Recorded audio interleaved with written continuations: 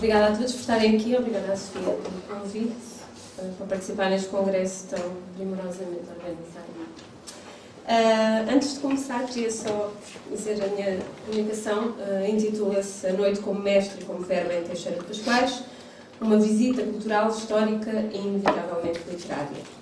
E queria sublinhar aqui a parte da visita, porque é de facto uma visita, porque Pascoais apareceu-me no caminho quando eu estava a redigir a minha tese de doutoramento e quis debruçar-me um pouco sobre os poetas do final do século XIX e do início do século XX, que de alguma forma tinham a noite como um elemento importante na sua obra.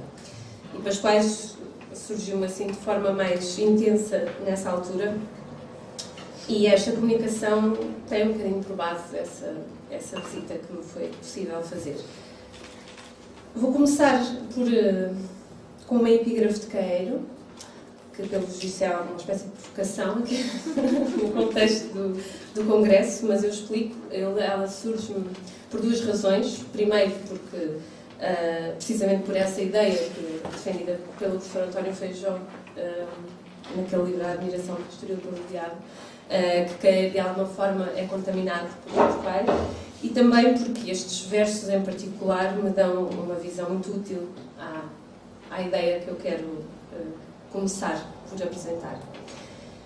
Então, os versos de Queiro são os seguintes: a noite é muito escura. Numa casa, a uma grande distância, brilha a luz de uma janela. Vejo-a e sinto-me humano dos pés à cabeça. Os versos de Alberto Queiro, escolhidos para a epígrafe, contêm em si uma espécie de síntese absoluta do que é a noite para o homem. Uma formulação icástica, é certo, como é a qualidade inerente deste heterónimo pessoano, mas igualmente profunda e complexa. A noite escura é o espaço desconhecido, escuro, selvagem, estranho a tudo o que é humano. Por outro lado, a luz de uma janela, ou seja, em rigor, o fogo, é o sinal da cultura humana face à natureza. É um dos símbolos mais fortes e ancestrais da humanidade. A luz tênue de uma janela no meio da escuridão é a presença apaziguadora do humano no meio desconhecido. Enfim, a cultura face à natura. Além disso, a luz permite a visão, enquanto a escuridão está ligada a uma espécie de cegueira universal a que todos estamos dotados quando nada está iluminado.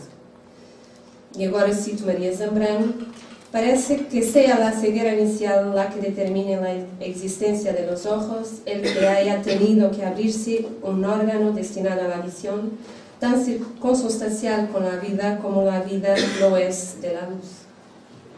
No mundo da noite escura, entenda-se, há uma regressão a esta cegueira primordial de que fala Maria Zambrano, em que os nossos outros sentidos são estimulados e quase automaticamente se apuram e nos mostram uma outra percepção do mundo. Nesta nova percepção, não são apenas os nossos sentidos que se hiperbolizam, mas também a imaginação, que usualmente é reduzida e controlada ou mesmo confortada pela visão. Sem ela, todos os nossos medos se libertam e a falta de utilidade dos restantes sentidos agiganta-se e transforma ruídos e texturas familiares, às vezes em perigos extraordinários. Estando o sentido da visão então limitado ou até anulado na noite escura, estamos em contacto e damos até maior protagonismo aos restantes sentidos. É uma altura mais propícia à reflexão, à análise, até à transcendência. Passado o pórtico crepuscular, uma profundidade abismal se estende. Talvez estas reflexões sobre os sentidos sejam do domínio, se calhar, empírico ou demasiado trivial. Mas é necessário compreender todas as acessões da noite. Para compreender a noite metaforicamente, é necessário dar o salto semântico da metáfora, e para dar esse salto com precisão há que saber exatamente o ponto de partida e o ponto de chegada. Falando agora de Pascoais. Pascoais, como poeta místico e em contacto com a sobrenatureza das coisas, muito naturalmente encontra na noite o espaço e o tempo para se cumprir, atingindo todos os substratos etimológicos e simbólicos da noite, até à mais primordial de todas, a noite cosmogónica. A investigação que temos desenvolvido nos últimos anos, entre outras ramificações, tem refletido bastante acerca da relação do homem com a noite, nomeadamente nas expressões artísticas em que essa relação se cumpre e acontece. Será, pois, nesse sentido, a nossa abordagem a Teixeira de Pascoais e, especificamente, nas obras Senhora da Noite e Verbo Escuro. Sobre esta temática, começo por citar Mário Garcia, que faz a apresentação da edição conjunta da Áciria Alvim, e que diz o seguinte: o poema, Senhora da Noite, segue o momento da chegada da noite e nela se adentra, guiado pela mão de alguém que conduz o leitor ao termo de uma viagem. À noite de Deus, sombra minha, sombra do poeta, omnipresente no seu canto. Esta viagem principia numa fase iniciática de gnose em que tudo se desvenda no escuro da memória, desde antes de ser e tempo, até ao sorriso da aurora, iluminando um mundo novo, mundo da cotovia que canta ao sol anunciado. Assim, a noite é a grande hipóstase da vida, abarca a dimensão sideral do cosmos. Perdão. No primeiro poema de Senhora da Noite, intitulado A Minha Musa, o poeta admite que a sua musa é a Senhora da Manhã Vitoriosa e também a Senhora da Noite Misteriosa. Simultaneamente, uma espécie de ente feminino janiforme que encontra a completude na sua bipolaridade entre o dia e a noite.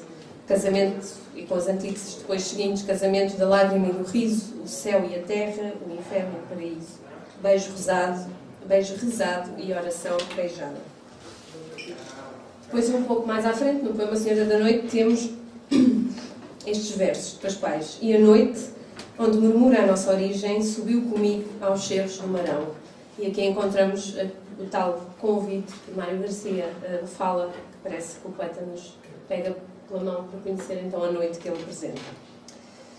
Pasquais, na espécie de poema contínuo em que se configura a Senhora da Noite, surge muitas vezes em diálogo com o passado ancestral, com a noite seminal em que se fundam as raízes de toda a existência. Como referiu Mário Garcia, a noite é a hipóstase da vida, ou seja, uma espécie de consubstanciação real e concreta do abstrato da vida. O lugar onde tudo existe, existiu, existirá. Um lugar sem tempos ou modos verbais, uma espécie de eternidade platónica. António Feijó, no livro que referi, A Admiração Pastoril pelo Diabo, reflete sobre a presença da criação em Pasquais, da ideia de criação em Pasquais, e diz o seguinte: a proto-história da consciência recapitula o Gênesis, é a emergência de um enfoque de luz que dissipa o negro original. O negro original do homem é materialmente afim do que precedeu a criação. Este foi um movimento do negro para o branco, do geral para o particular, ou do oceano para a onda. O negro negado é o branco afirmativo, como o silêncio negado é o verbo. A sombra é inicial, mas forma-se-lhe no peito uma nódoa branca, o fiat murmurado, não gritado. A sombra é o medo anterior a tudo. Assim, em Senhora da Noite, e mais intensamente ainda em Verbo Escuro, como veremos, Pasquais atribui à noite o valor de uma espécie de antecâmara da vida, um caminho necessário para chegar ao sorriso da aurora. Na tradição cristã, a noite está conotada muitas vezes com a paixão de Cristo, ou numa vertente mais mística, com a aprovação pela qual o religioso tem de passar para conhecer a luz, como é defendido e descrito por São João da Cruz. E, segundo a teologia contemplativa, e agora cito, a noite simboliza o desaparecimento de todo o conhecimento distinto, analítico, exprimível. A noite é própria para a purificação do intelecto. A obra de São João da Cruz, Noite Escura da Alma, descreve e reflete sobre o percurso de ascensão ao conhecimento maior. O conhecimento e mesmo a unidade com Deus. Contudo, esse objetivo só é possível atingir depois de passar todos os níveis profundamente obscuros da noite da alma. À semelhança discutível do axioma délfico que conhece-te a ti mesmo, como uma forma de conhecimento universal. Para chegar a Deus, há que conhecer o que de mais profundamente negro existe dentro de cada um, e após essa passagem, unir-se com o divino. E para ilustrar isto que acabei de dizer, vou-vos ler um trecho desse poema de São João da Cruz.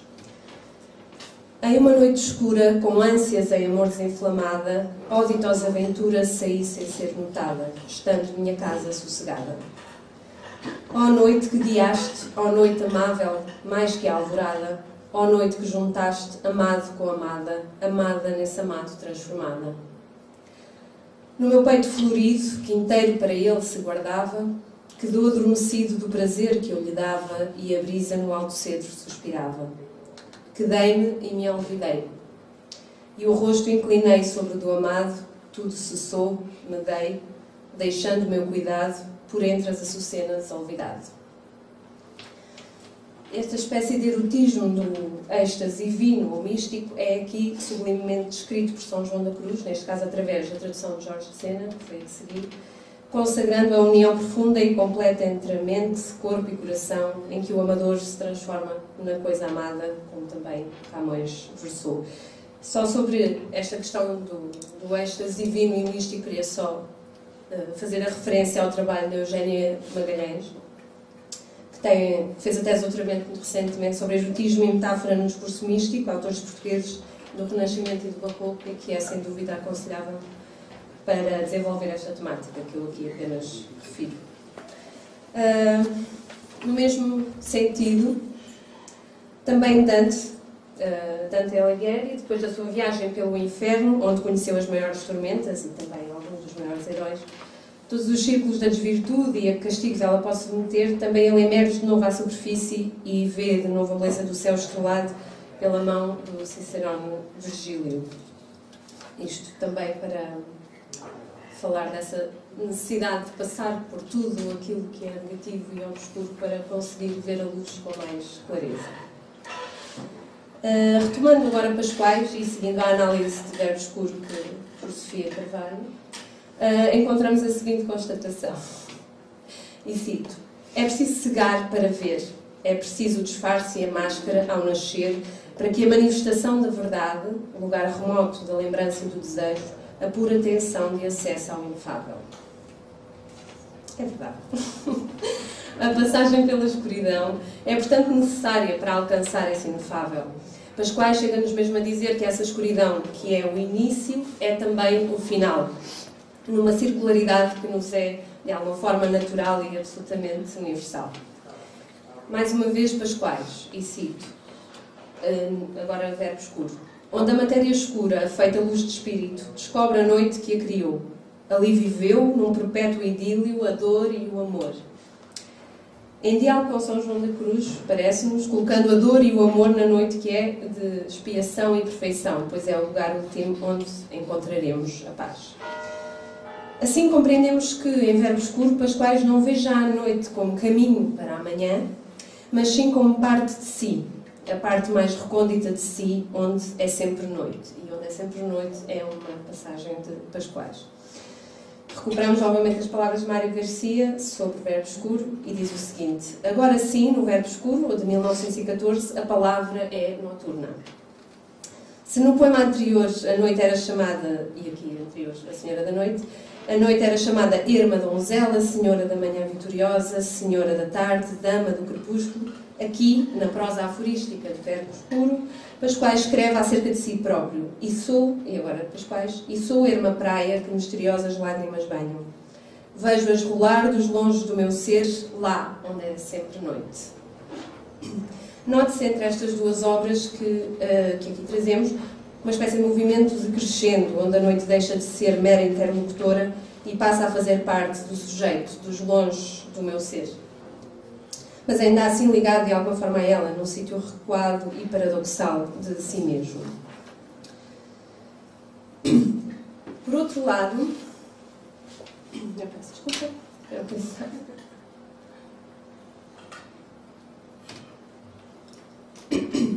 Por outro lado, queríamos referir aqui também um trecho de verbo escuro, que é a Noite Lusíada, em que Pascoais retoma o mito sebastianista e arvora uma espécie de ideia quinta imperial. Calendarizando o início de uma noite de Portugal, no movimento poente do sol das descobertas, como ele próprio diz, preenche com atores diversos que fantasmaticamente vagueiam nesse lugar de nevoeiro. Entre eles o Rei Saudade, Dom Sebastião. E ele diz: o Rei Saudade, fantástico ainda. Escreve o autor, fazendo este ainda ecoar nos tempos até à fantasia se tornar realidade. Efetivamente, diz-nos ainda o poeta que o real e o imaginário são duas sombras do mesmo corpo ausente, aumentando assim, talvez, a possibilidade de regresso de Dom Sebastião. Teixeira de Pascoais é, pois, aqui o poeta que recebe a noite na sua poesia, imbuído aqui, neste caso, pelo saudosismo e pela ânsia da recuperação de um sentimento nacional, talvez um pouco morituro por estes tempos em que ele viveu. Posto isto, e já nos aproximo do final. Posto isto, será que poderemos inferir nesta amostra da poesia pascualina uma saudade da noite natural? E esta noite natural é um conceito de Joel Serrão, em que ele apresenta a noite natural e a noite técnica, não é? Sendo a noite natural a noite primordial, a noite escura, e a noite técnica, aquilo que nos foi trazido pelo progresso, não é? Pela tecnologia, a iluminação, a artificialidade. Será, dizia, que podemos ver aqui alguma saudade dessa noite natural? Será de algum modo extrapolar os sentidos dos poemas, atribuir-lhes um reflexo dos tempos? Oportunamente, Eduardo Lourenço escreve: a noite, inicio a citação, a noite moderna não surge como simples efusão ou reivindicação do primado instintivo, do sentimental ou do provocantemente irracional ou místico no campo da experiência humana, mas como crítica do excesso de luz que o novo saber veicula. Fim de citação. Ou seja, toda a presença de uma noite profunda neste poeta, mais exemplos existiriam, Antero de Quental, Raul Brandão, só para referir a alguns, é de alguma forma uma reação a tudo o que tanto primado se vem dando desde o século XVIII. Às luzes do saber e às luzes do progresso, entre luzes do saber em maiúscula, não é? E às luzes do progresso, ao saber e à tecnologia, ao homem pensado, analisado e criticado por outro e por si, é a denúncia de um cansaço face ao mundo moderno, e a noite, como sempre, é o abrigo propício ao descanso e à autorreflexão. E aqui retomamos palavras de Pascoais, e cito: a grande ilusão da vida moderna, composta de fumo e de ruído, pode interessar a pupila dos vossos olhos, mas não a luz do vosso olhar. Retomando aqui o desprezo pelo trivial, pelo mundano, por aquilo que não é verdadeiramente importante e transcendente, de alguma forma. Relembro também aquela oposição que ele faz entre as almas felizes, não é, e a altitude da visão, em comparação com o vale escuro do incerto pressentir. Não é? E esta visão, não a visão da retina, mas a da alma. Daí, entendemos nós, a noite que nos... Daí a noite, peço desculpa, que nos retira a capacidade da visão ser um lugar tão querido para Pascoais, porque se não vemos com a retina, com os olhos, se calhar estamos mais disponíveis e receptivos àquela visão da alma, aquela que realmente interessa, não é? Em conclusão, Pascoais, a nosso ver, principalmente em Verbo Escuro, tece à sua volta uma paulatina abolição do tempo e até do lugar, uma espécie de utopia possível porque acontece entre nós. E relembro o verso: nos longe do meu ser, lá onde é sempre noite. E isto lá remete para qualquer coisa, talvez um pouco indefinida.